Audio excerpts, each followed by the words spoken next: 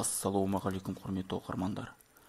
Өзбекстандық әріптестердің алынған ақпаратқа сәйкес 1 шілдеден бастап ақпараттық жүйенің істен шығуына байланысты Өзбекстан және Қазақстан арасындағы Дауыт Ата Тәжін көлік өткізу пунктінде адамдардың көлік құралдарының және жүктердің өтуі уақытша тоқтатылды.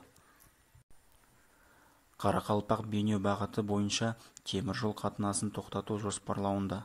Осыған байланысты мемлекеттік шекараны аталған өткізу пункттері арқылы өтетін азаматтар бағыттарын алдын ала жоспарлауын сұраймыз, деп хабарлады Қазақстан Республикасының ұлттық қауіпсіздік комитетінің шекара қызметінің баспасөз қызметі. Шекарада бақылау өткізу бекеттерінің жұмысын қалпына келгенде хабарлауға уәде берді.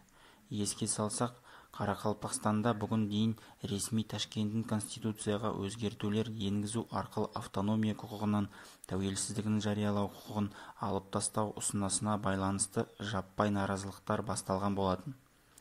Өзбекстан ресми билігі шерушілерді қылмыскер деп, олардың әрекетін заңсыз деп жариялады.